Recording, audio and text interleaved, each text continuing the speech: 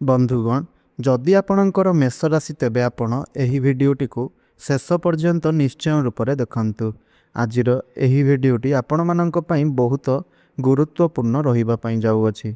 काहींकि ना आजिर एही भिडियो रे आमे कथा हेबा आपण मानकर मासिक राशिफल जहाँकि एप्रिल मास 2026 किपरि रहिबा पई जाउअछि ताहा संपर्क रे आलोचना करिबा। एहा सहित मध्य एही मासरे आपण मानकर स्वास्थ्य, शिक्षा, प्रेम जीवन, वैवाहिक जीवन, भाग्य, क्यारियर, बेपार वाणिज्यर स्थिति किपरि रहिबो ताहा संपर्क रे जानिबे एवं केउं ग्रह माने आपणको खराब फल प्रदान करूछंती एवं केउं ग्रह माने आपणको भल फल प्रदान करूछंती ताहा संपर्क रे मध्य जानिबे एवं ग्रह मानकर स्थिति संपर्क रे जानिबे। जेउं ग्रह माने आपणको खराब फल प्रदान करूछंती सेमानंक पई किछि विशेष प्रतिकार गुड़िक मध्य जानिबे। तो सेथिपाई भिडियोटी को शेष पर्यंत निश्चय रूप से देखंतु एवं जदि चैनल टी नुआ अच्छंती तेबे चैनल टी को सब्सक्राइब करंतु आउ भिडियोटी को गोटे लाइक करी भक्ति आउ श्रद्धार सहित तले आसुथुबा कमेंट बॉक्स रे जय हनुमान अवश्य रूप से लिखंतु। तेबे बंधुगण चलंतु आरंभ करिबा आजिर ही राशिर कार्यक्रम को जहाँकि आपणकर जन्म राशि तथा चंद्र राशि उपरे आधारित अटे। तेबे आमर राशि चक्रर 12 गोटी राशि मानक मध्यरु प्रथम राशिटी हेउछि मेष राशि आउ आपणक राशिर अधिपति हेउछंती मंगल। तो आपणकर कुंडलीर प्रथम घरे विराजमान करिसंती शुक्र, तृतीय घरे विराजमान करिसंती देवगुरु बृहस्पति, पंचम घरे विराजमान करिसंती केतु, आपणकर एकादश घरे विराजमान करिसंती बुध एवं राहु आउ आपणकर द्वादश घरे विराजमान करिसंती सूर्य, शनि एवं मंगल। तो बंधुगण एहा तो थिला आपणकर ग्रह मानकर स्थिति। तो एबे आसंतु जानिबा सर्वप्रथमे आपणकर स्वास्थ्य किपरि रहिबो एही एप्रिल मास 2026 रे। तेबे आपणकर कुंडलीर सर्वप्रथम भावटी बा प्रथम घरटी होइथाय स्वास्थ्यर घर बा आपणकर इम्यूनिटी सिस्टम रो घर। आपणक प्रथम भावर अधिपति हेउछंती मंगल। मंगल से आपणक कुंडलीर द्वादश भावरे गोचर करूछंती। एप्रिल मासरे मंगलंकर कौनसी प्रकारर राशि परिवर्तन मध्य हेबार नाही बा तांकर स्थान रे कौनसी परिवर्तन हेब नाही। एही एप्रिल मास सारा मंगल द्वादश भावरे ही रहिबे। तो द्वादश भावटी होइथाए हॉस्पिटल रो भाव, रोगर भाव, एहाकू त्रिक स्थान बोली कहा जाए।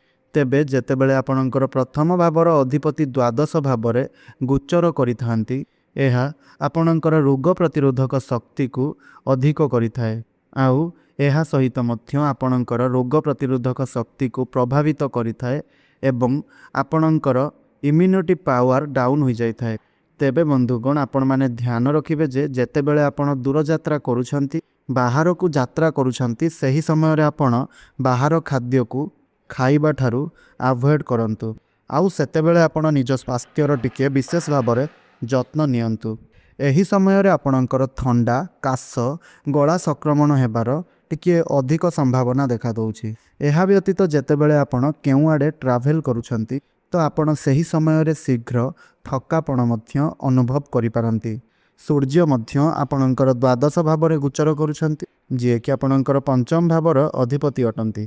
तेणु विशेष भाव में आपणक खाद्यपेयर जत्न नेबा पई पड़िबो, निज स्वास्थ्यर जत्न नेबा पई पड़िबो। जेहेतु पंचम भावटी आपणक पेटर भाव होइथाय आउ जदि आपणकर खाद्य पानीय उपरे कंट्रोल करूनाहांती बाहर खाइबा खाउछंती तेबे आपणकर पेट जनित समस्या मध्य देखा देई पारे। तेणु बेटर हबो आपण निज स्वास्थ्यर जत्न नियंतु। विशेष करी एप्रिल 15 तारिख पर्यंत टिके सतर्क रहंतु। तापरे आपणकर एतेटा स्वास्थ्य उपरे समस्या देखा देबो नाही। एबे आसंतु जानिबा आपणकर शिक्षा क्षेत्र किपरि रहिबो एही एप्रिल मास 2026 रे। तेबे बंधुगण कुंडलीर पंचम भावटी होइथाय आपणकर शिक्षार भाव।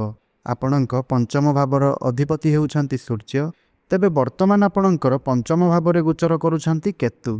तेबे जदि वर्तमान आपण कोनोसी कोचिंग सेंटर रे पढुछंती किंबा ऑनलाइन ले पढुछंती तेबे आपणकर माइंड आपणकर अन्य आड़ को डिस्टर्बेंस हेबो। कौनसी अन्य कोचिंग रे जॉइन करबा कथा आपण चिंता करिवे। जेउ लाइन रे आपण पढुछंती सेही लाइन को बदलैबार चिंता आपण करिवे। ମନରେ ପରିବର୍ତ୍ତନର ଚିନ୍ତାଧାରା ଆସିବ। ସୂର୍ଯ୍ୟ ମଧ୍ୟ ପଞ୍ଚମ ଭାବର ଅଧିପତି ହୋଇକରି ଦ୍ୱାଦଶ ଭାବରେ ଗୋଚର କରୁଥିବା କାରଣରୁ ଆପଣ ନିଜର ପାଠପଢ଼ା ପାଇଁ ଦୂର ସ୍ଥାନକୁ ଯାତ୍ରା କରିପାରନ୍ତି, ବିଦେଶକୁ ଯାତ୍ରା କରିପାରନ୍ତି। ତେବେ ବର୍ତ୍ତମାନ ଯଦି ବିଦେଶରେ ପଢ଼ିବା ପାଇଁ ପ୍ଲାନିଂ କରୁଥିଲେ କିମ୍ବା ଦୂରରେ ରହି ପାଠ ପଢ଼ିବା ପାଇଁ ପ୍ଲାନିଂ କରୁଥିଲେ, ତେବେ ସେଥିପାଇଁ ଆପଣଙ୍କୁ ସମୟ ସାଥ ଦେବ। ଯଦି 14 ଏପ୍ରିଲ ପରେ ଆପଣଙ୍କର କିଛି ସରକାରୀ ଏକ୍ଜାମ୍ ରହିଛି, ପରୀକ୍ଷା ରହିଛି, କମ୍ପିଟେଟିଭ୍ ଏକ୍ଜାମ୍ ରହିଛି, ତେବେ 14 ଏପ୍ରିଲ ପରର ସମୟ ଆପଣଙ୍କ ପାଇଁ ବହୁତ ଭଲ ରହିବ। ଯେହେତୁ ସୂର୍ଯ୍ୟ ଆପଣଙ୍କର ପ୍ରଥମ ଭାବକୁ ଚାଲିଯିବେ ଏବଂ ଉଚ୍ଚ ହୋଇଯିବେ, ତ ଏହାଦ୍ୱାରା ଆପଣଙ୍କ ମଧ୍ୟରେ କନଫିଡେନ୍ସ ଲେବୁଲ୍ ବହୁତ ଅଧିକ ବଢ଼ିବ। ଆଉ 14 ତାରିଖ ମଧ୍ୟରେ ଯଦି ଆପଣଙ୍କର କିଛି ବି ଏକ୍ଜାମ୍ ରହିଛି, ତେବେ ଏକ୍ଜାମ୍ ମଧ୍ୟ ଆପଣଙ୍କ ପାଇଁ ବହୁତ ଭଲ ରହିବ। ଏବଂ ପାଠପଢ଼ା ପାଇଁ ଯଦି ଆପଣ କିଛି ଡିସିସନ୍ ନେବା ପାଇଁ ଚାହୁଁଛନ୍ତି, ଆଉ ସେହି ଡିସିସନ୍ ଆପଣ 14 ଏପ୍ରିଲ ପରେ ନେଉଛନ୍ତି, ତେବେ ତାହା ଆପଣଙ୍କ ପାଇଁ ଆହୁରି ଭଲ ରହିବ। ଏବେ ଆସନ୍ତୁ ଜାଣିବା ଯେ ଆପଣଙ୍କର ପ୍ରେମ ଜୀବନ କିପରି ରହିବ ଏହି ଏପ୍ରିଲ ମାସ 2026ରେ। ତେବେ ବନ୍ଧୁଗଣ, କୁଣ୍ଡଳୀର ପଞ୍ଚମ ଭାବଟି ଆପଣଙ୍କର ଶିକ୍ଷାର ଭାବ ହେବା ସହିତ ପଞ୍ଚମ ଭାବଟି ମଧ୍ୟ ହୋଇଥାଏ ଆପଣଙ୍କର ପ୍ରେମ ଜୀବନର ଭାବ, ଆପଣଙ୍କ ସନ୍ତାନର ଭାବ। ତେବେ ପଞ୍ଚମ ଭାବର ଅଧିପତି ସୂର୍ଯ୍ୟ ଆପଣଙ୍କର ଦ୍ୱାଦଶ ଭାବରେ ଗୋଚର କରୁଛନ୍ତି ଏବଂ ଆପଣଙ୍କ ପ୍ରଥମ ଭାବର ଅଧିପତି ଆଉ ଆପଣଙ୍କର ପଞ୍ଚମ ଭାବର ଅଧିପତି ଏକତ୍ର ଗୋଚର କରୁଛନ୍ତି। ତେବେ ଶନି ମଧ୍ୟ ଆପଣଙ୍କର ଦ୍ୱାଦଶ ଭାବରେ ସୂର୍ଯ୍ୟ ଏବଂ ମଙ୍ଗଳଙ୍କ ସହିତ ଗୋଚର କରୁଛନ୍ତି। ତେଣୁ ଶନି ଆପଣଙ୍କ ମଧ୍ୟରେ ଟିକିଏ ବାଧା ଉତ୍ପନ୍ନ କରିପାରନ୍ତି। ଆପଣଙ୍କ ମଧ୍ୟରେ କିଛି ଛୋଟ ଛୋଟ ଭୁଲ ବୁଝାମଣା ହୋଇପାରେ। ପ୍ରଥମେ ତ ସୂର୍ଯ୍ୟ ମଙ୍ଗଳ ଦ୍ୱାଦଶ ଭାବରେ ଗୋଚର କରୁଛନ୍ତି, ଏହା ବ୍ୟତୀତ ଶନି ମଧ୍ୟ ସେଠାରେ ଉପସ୍ଥିତ ଅଛନ୍ତି, ଯେଉଁ କାରଣରୁ ଆପଣଙ୍କ ମଧ୍ୟରେ ଟିକିଏ ମିସ୍ଅଣ୍ଡରଷ୍ଟାଣ୍ଡିଂ ଦେଖାଦେଇପାରେ। ତେବେ 14 ଏପ୍ରିଲକୁ ସୂର୍ଯ୍ୟ ଆପଣଙ୍କର ପ୍ରଥମ ଭାବକୁ ଚାଲି ଆସିବେ।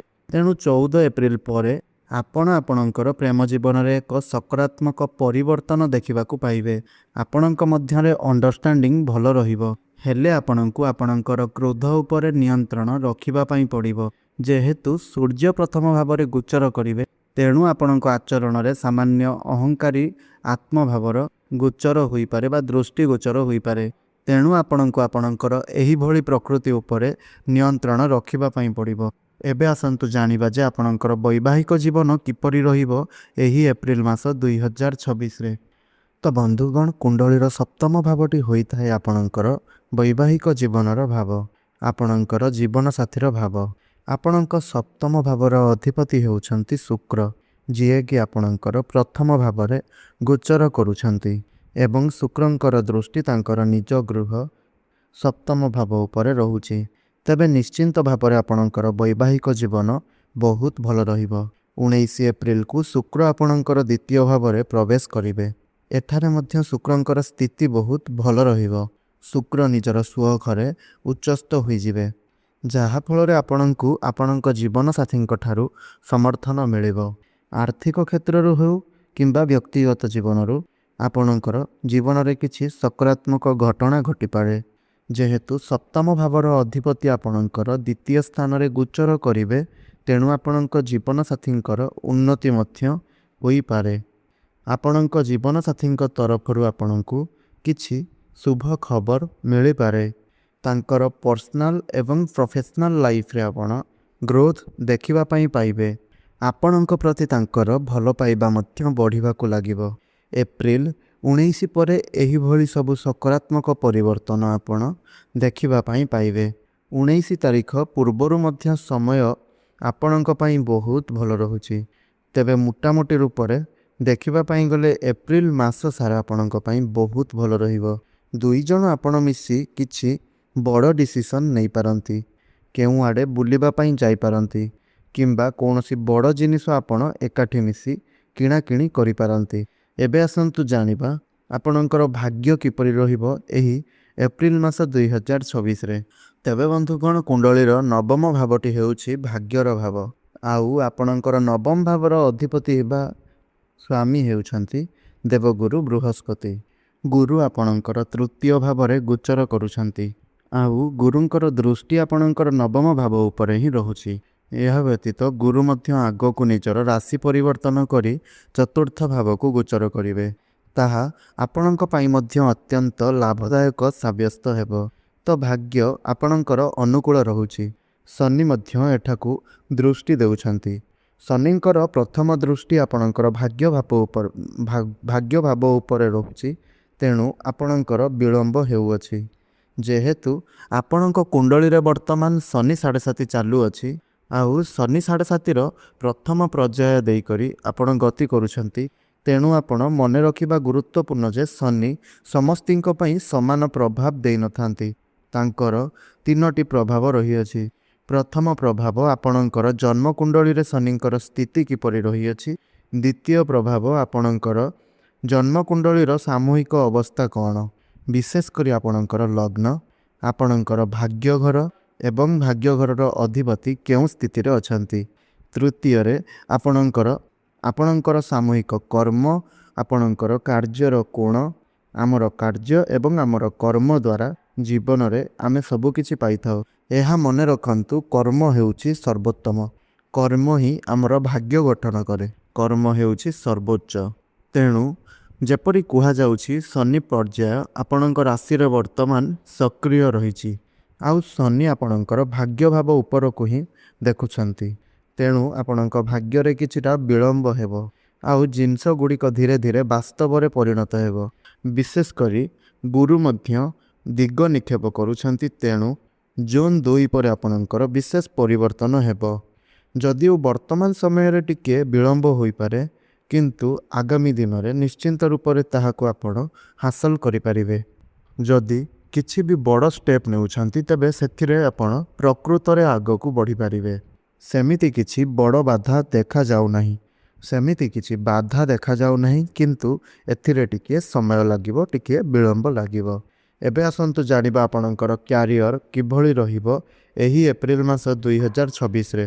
ତେବେ ବନ୍ଧୁଗଣ, ଆପଣଙ୍କର ଦଶମ ଭାବ, ଆପଣଙ୍କର କାର୍ଯ୍ୟକ୍ଷେତ୍ରର ଅଧିପତି ଶନି, ଆପଣଙ୍କର ଦଶମ ଭାବର ଅଧିପତି ଶନି ଆପଣଙ୍କର ଦ୍ୱାଦଶ ଭାବରେ ଗୋଚର କରୁଛନ୍ତି। ତେଣୁ ଏଠାରେ ଦେଖାଯାଉଛି ଯେ ଆପଣଙ୍କ ଉପରେ ଦାୟିତ୍ୱ ବଢ଼ିବ। କାମରେ ଆପଣଙ୍କର ମନ ବିଚଳିତ ହୋଇପାରେ। ଏହା ବର୍ତ୍ତମାନର ଗ୍ରହ ପରିବର୍ତ୍ତନରେ ସ୍ପଷ୍ଟ ରୂପରେ ଦେଖାଦେଉଛି। କିନ୍ତୁ ଯଦି ଆପଣଙ୍କର ବ୍ୟକ୍ତିଗତ କୁଣ୍ଡଳୀରେ ଶନିଙ୍କର ସ୍ଥିତି ଭଲ ରହିଥାଏ, ତେବେ ଶନିଙ୍କର ଦୁଷ୍ପ୍ରଭାବ କିଛି ମାତ୍ରାରେ କମ୍ ମଧ୍ୟ ହୋଇଯିବ। ଆପଣ ମଧ୍ୟ ନିଜର ଚାକିରି କ୍ଷେତ୍ରରେ କିଛି ପରିବର୍ତ୍ତନ ପାଇଁ ଚିନ୍ତା କରିପାରନ୍ତି। ଏହି ସମୟରେ ଆପଣଙ୍କର ଚାକିରି କ୍ଷେତ୍ରରେ କିଛି ପରିବର୍ତ୍ତନ ମଧ୍ୟ ହୋଇପାରେ। ତେବେ ଆପଣ ଯେତେ ପାରିବେ ଯୁକ୍ତିତର୍କ ଆଉ ପଲିଟିକ୍ସ ଠାରୁ ମଧ୍ୟ ଦୂରେଇ ରୁହନ୍ତୁ। ଆପଣଙ୍କ ଉପରେ କାର୍ଯ୍ୟ ଭାର ବଢ଼ିପାରେ, ଯେଉଁ କାରଣରୁ ଆପଣ ଟିକିଏ ପ୍ରେସର ଅନୁଭବ କରିପାରନ୍ତି। 14-15 ଏପ୍ରିଲ ପରେ ଆପଣଙ୍କୁ ଆଶାଜନକ ଫଳ ମିଳିବାର ସମ୍ଭାବନା ରହୁଛି। ଯଦି ବର୍ତ୍ତମାନ ଆପଣ ବେକାର ଅଛନ୍ତି, ତେବେ 14-15 ଏପ୍ରିଲ ଏବଂ ମେ-ଜୁନ୍ ମଧ୍ୟରେ ଏହି ସମୟ ମଧ୍ୟରେ ଆପଣ ଚାକିରି ପାଇବାର ସମ୍ଭାବନା ବହୁତ ଅଧିକ। ତେଣୁ ଏହି ସମୟ ମଧ୍ୟରେ ଆପଣ ନିଜର ଚେଷ୍ଟା ଅଧିକରୁ ଅଧିକ ଜାରି ରଖନ୍ତୁ। କାହିଁକି ନା ଏହି ସମୟରେ ଆପଣଙ୍କର ସୂର୍ଯ୍ୟ ଉଚ୍ଚ ସ୍ଥିତି ହୋଇରେ ରହିବେ। କାରଣ ସୂର୍ଯ୍ୟ ବର୍ତ୍ତମାନ ଆପଣଙ୍କର ପ୍ରଥମ ଭାବରେ ଅଛନ୍ତି, ତାପରେ ଦ୍ୱିତୀୟ ଭାବକୁ ଯିବେ, ତାପରେ ତୃତୀୟ ଭାବକୁ ପ୍ରବେଶ କରିବେ। ଆଉ ଏହି 3ଟି ଘରେ ସୂର୍ଯ୍ୟ ଆପଣଙ୍କର ଉଚ୍ଚ ସ୍ଥିତିରେ ରହିବେ। 14-15 ଏପ୍ରିଲ ପରଠାରୁ ଆପଣଙ୍କୁ ଚାକିରି ମିଳିବାର ସମ୍ଭାବନା ବହୁତ ଅଧିକ ରହୁଛି, ଯାହା ଆପଣଙ୍କ କ୍ୟାରିୟରରେ ଏକ ସକାରାତ୍ମକ ପରିବର୍ତ୍ତନ ନେଇକି ଆସୁଅଛି। ବ୍ୟବସାୟ କଥା ଯଦି ଆମେ କହିବା, ତେବେ ବୁଧ ଆପଣଙ୍କର ଏକାଦଶ ଭାବରେ ଗୋଚର କରୁଛନ୍ତି। ଏପ୍ରିଲ 11 ପରେ ଆପଣଙ୍କର ବ୍ୟବସାୟ କିଛିଟା ମିଶ୍ରିତ ଫଳ ଦେଇପାରେ, କିନ୍ତୁ ଏପ୍ରିଲ 11 ପୂର୍ବରୁ ମାନେ ଏପ୍ରିଲ ମାସର ଆରମ୍ଭରୁ ଆପଣଙ୍କ ବ୍ୟବସାୟରେ କିଛି ଲାଭ ମଧ୍ୟ ପ୍ରାପ୍ତି କରିବେ। ଆପଣଙ୍କୁ ଆପଣଙ୍କ ବ୍ୟବସାୟରେ ଲାଭ ଦେଖିବା ପାଇଁ ମିଳିବ। ଆପଣଙ୍କର ଫାଇନାନ୍ସିଆଲି ଗ୍ରୋଥ୍ ହେବ। କିନ୍ତୁ 14-15 ଏପ୍ରିଲ ପରେ ଆପଣଙ୍କୁ କିଛିଟା ଡିଷ୍ଟର୍ବାନ୍ସ ଦେଖା ଦେଇପାରେ, କିଛିଟା ସମସ୍ୟା ଦେଖା ଦେଇପାରେ। କାହିଁକି ନା ବୁଧ ଆପଣଙ୍କର ଦ୍ୱାଦଶ ଭାବକୁ ପ୍ରବେଶ କରିବେ। ତେବେ ଏବେ ଆସନ୍ତୁ ଜାଣିବା କେତେ ଗୁଡ଼ିଏ ପ୍ରତିକାର ସମ୍ପର୍କରେ, ଯେଉଁ ପ୍ରତିକାର ଗୁଡ଼ିକ କରିବା ଦ୍ୱାରା ଆପଣଙ୍କୁ ଅଧିକ ମାତ୍ରାରେ ଶୁଭ ଫଳ ପ୍ରାପ୍ତି ହେବ, ଆଉ ଯାହା ସବୁ ଅଶୁଭତ୍ୱ ଗୁଡ଼ିକ ରହୁଛି ସେହି ସବୁ ମଧ୍ୟ ଦୂର ହୋଇଯିବ। ସେଥିପାଇଁ ପ୍ରତ୍ୟେକ ଦିନ ହନୁମାନ ଚାଳିଶା ପାଠ କରନ୍ତୁ। ଏହା ସହିତ ପ୍ରତ୍ୟେକ ଦିନ ମଙ୍ଗଳଙ୍କର ବୀଜମନ୍ତ୍ର 108 ଥର ଜପ କରନ୍ତୁ। ଏବଂ ପ୍ରତ୍ୟେକ ଦିନ ସକାଳୁ ସୂର୍ଯ୍ୟଦେବଙ୍କୁ ତମ୍ବା ପାତ୍ରରେ ଜଳ ଅର୍ଘ୍ୟ ଅର୍ପଣ କରନ୍ତୁ। ଏବଂ ପ୍ରତ୍ୟେକ ଦିନ ସକାଳ ସମୟରେ ଓମ୍ ନମ ଶିବାୟ ମନ୍ତ୍ର ଆପଣ 108 ଥର ଜପ କରନ୍ତୁ। ଆପଣଙ୍କୁ ଅଧିକ ମାତ୍ରାରେ ଶୁଭ ଫଳ ପ୍ରାପ୍ତି ହେବ। ତେବେ ବନ୍ଧୁଗଣ, ଆପଣଙ୍କର ଜୀବନ ମଙ୍ଗଳମୟ ହେଉ, ଏହା ହିଁ ଈଶ୍ୱରଙ୍କ ନିକଟରେ ମୋର ପ୍ରାର୍ଥନା।